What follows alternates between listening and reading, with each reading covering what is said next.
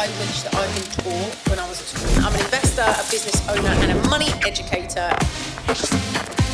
Understand it better: compound interest, cash flow, budgeting, investments, recover from debt. No one explained to me, put your money to work. It's about normalising the conversation.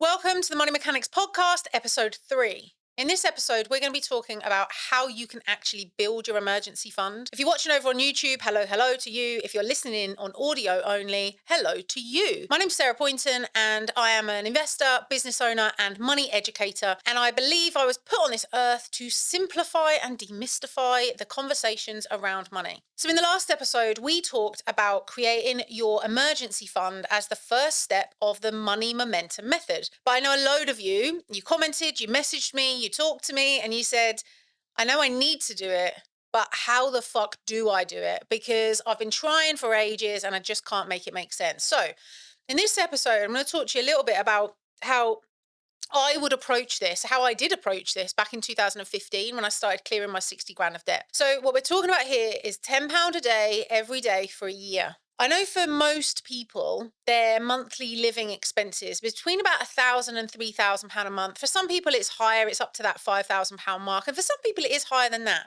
But for most of the people listening to this, most of the clients that I work with, most of the people that have read my book and spoken to me about it, it's between that 1 to 3 to 5 grand a month is what we're trying to create in our emergency pot, right? If you invest or if you save £10 a day, every day for a year, you will end up with £3,650 in a pot. Now, I've got some notes on this because I wanted to make sure I gave you the exact numbers, but let me tell you how £10 really does make a difference. Because for a lot of people, we think about a tenner, it doesn't really go that far, right? I know for me, when I go to Starbucks, actually, I never leave in having spent less than like 7, maybe 9 quid for a coffee and something else, maybe an extra shot or something like that. You know, £10 in this day and age doesn't feel like it goes very far. But when you invest £10 a day, every day for a year, it actually does make quite a big impact.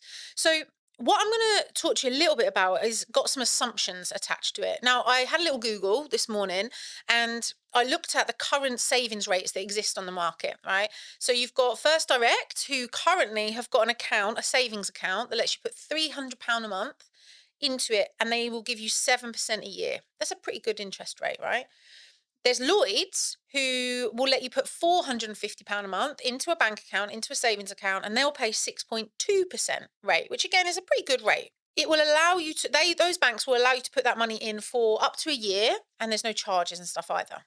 But not all of you are going to have those interest rates.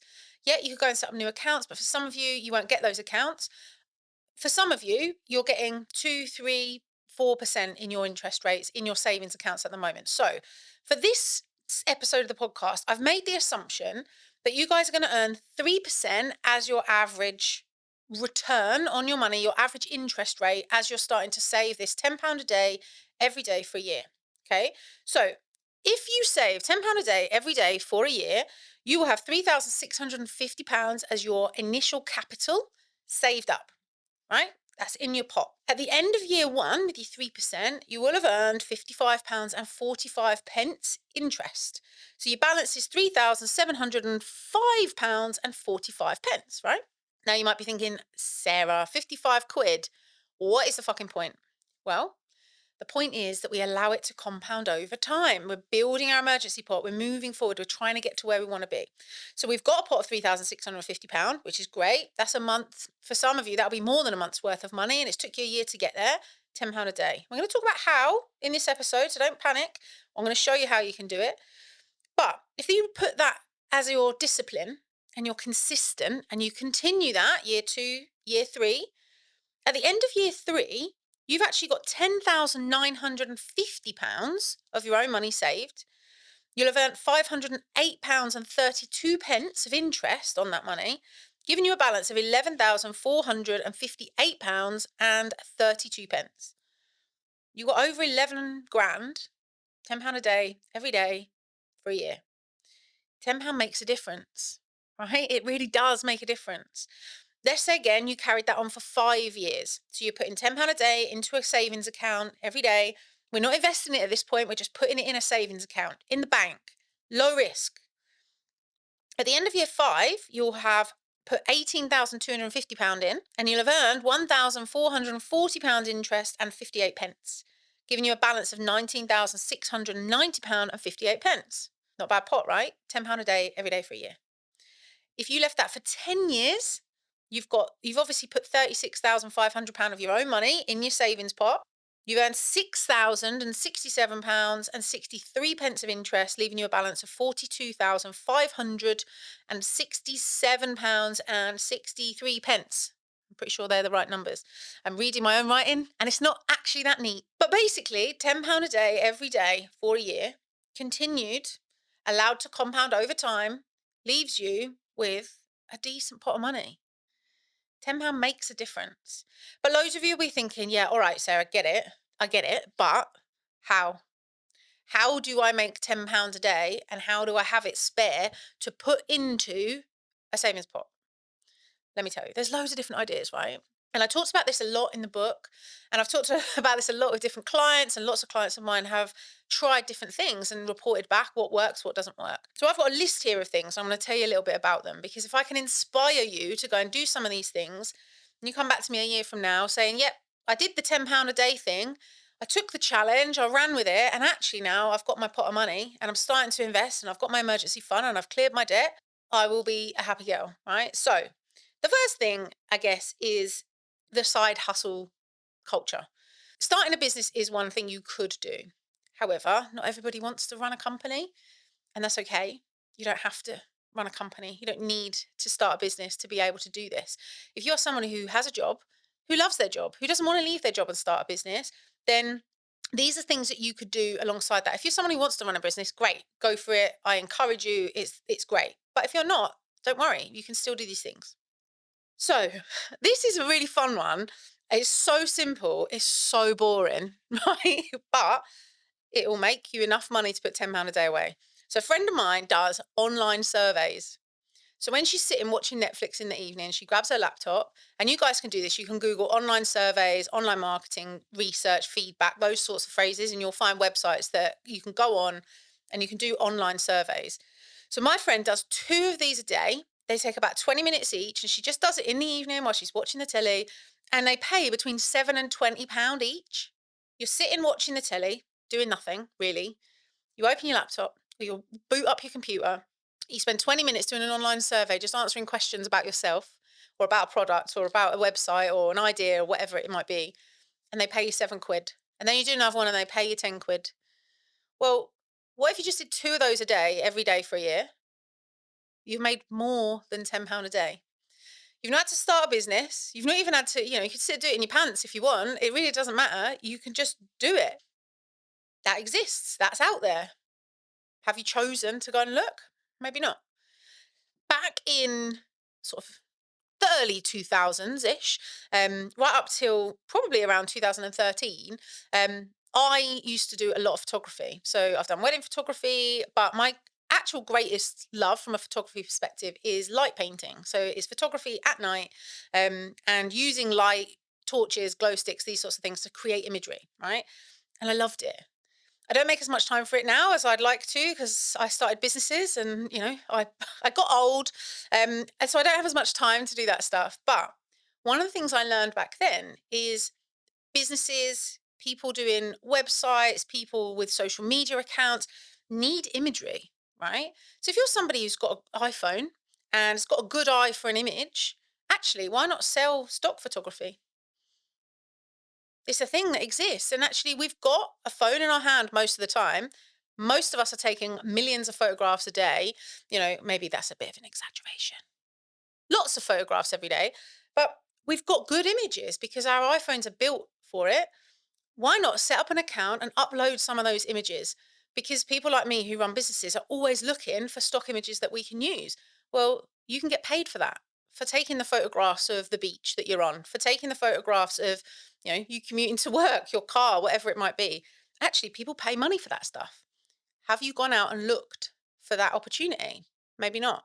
So the third thing is, what skills have you got that other people will pay for? I've spoken to a lot of people about this. And actually, Most of us have got some sort of skill that we don't acknowledge, don't recognize, and don't think is good enough that other people would pay for. And actually, you're completely wrong. There are websites like Upwork, People Per Hour, these sorts of platforms. If you Google those, you'll find out what they are. There are people advertising their skills for taking photographs, for writing copy, for building websites, for posting on social media for companies. There's so many different things that a lot of us are doing every day that companies will pay £10 a day every day for a year, more than that probably, for you to just sell the skills that you've already got. And I'm not talking here about setting up like agency businesses and becoming a freelancer and running a business alongside your jobs. What I'm talking about is the odd 30-minute piece of work for a client that actually they'll pay you £10 for. We're looking to achieve £70 a week. That's it. I'm not asking you to go out and build thousands of pounds. I'm not asking you to build a business with massive turnover and huge profitability and all the complexities that come with that. All I need you to do is get £70 a week together by thinking about what it is you do already, or or what skills you've got, and letting other people pay you for those skills, right? You could do something like pet sitting, right? I know that in my village, there's a girl who does pet sitting and pet walking services. And because I'm in a village, we're away from like the main city centre, our options are quite limited. So there's a girl in our village. If I was away for a full day working, or I was going to an event to speak or something like that, I've got a dog and I've got two cats. Actually, putting them into a kennels doesn't really work for me. It's not something I want to do. Actually, having someone local pop in for half an hour to hang out with the puppy and play a bit, feed them, give them a bit of a walk. Well, she doesn't work at the moment. She's working from home, she's doing pet sitting, and she's earning enough money to be able to do this task. She's actually earning way more than £10 a day, actually. If you're somebody who's not working at the minute, or you're somebody who does shift patterns, or you're somebody who's working part time maybe, then could you do pet sitting? Could you do dog walking? Could you feed people's cats? There are loads of people that need that service, and actually, it doesn't exist everywhere. And it's quite expensive a lot of the time. You're not trying to create a big business, you're trying to create £70 a week. So, could you undercut? Could you provide a really good service for low rates? Don't worry about that hourly rate thing. I hear lots of people say, well, I'm not working for less than minimum wage. I'm not working for less than £20 an hour. I'm not doing that. But those same people complaining that they've not got enough money, they haven't got an emergency fund, they can't invest and they can't clear their debt. I'm not getting out of bed for X pounds. Well, I can assure you, I've got out of bed for less than zero. I've volunteered in jobs to earn my stripes, to make myself a like irreplaceable member of a team. I've worked for hours and hours and hours for very minimal money to prove that I'm a person that they should have in their business, or I'm a person that they should work with. Don't be too proud to volunteer to prove your worth. Don't be too proud to work for £5 an hour, £10 an hour, when the task here is to get £70 a week on top of what you're already doing, to put into a pot to get yourself in a financial place that's completely different to where you are today. The next thing on my list is kind of linked to the skills, but again, an example, like a real life example. I live in a village and there's a lot of older people. There's a lot of lawns, right? It's a village, there's a lot of grass. And there's a young lad that I think he's probably about 16, 17, and he will wash cars and he'll cut grass for the older people in the village. And he charges a fixed rate for a lawn. I think it's 12 quid. And he does like a couple of lawns after school and he does the lawns at the weekend. And he's not trying to build a giant business. He's just trying to earn a little bit of like pocket money, really. He's a young lad. There's nothing stopping you from doing that. There's nothing stopping you knocking on some doors and saying, actually, your grass is a bit long. Can I cut that for you? It'll be a tenner.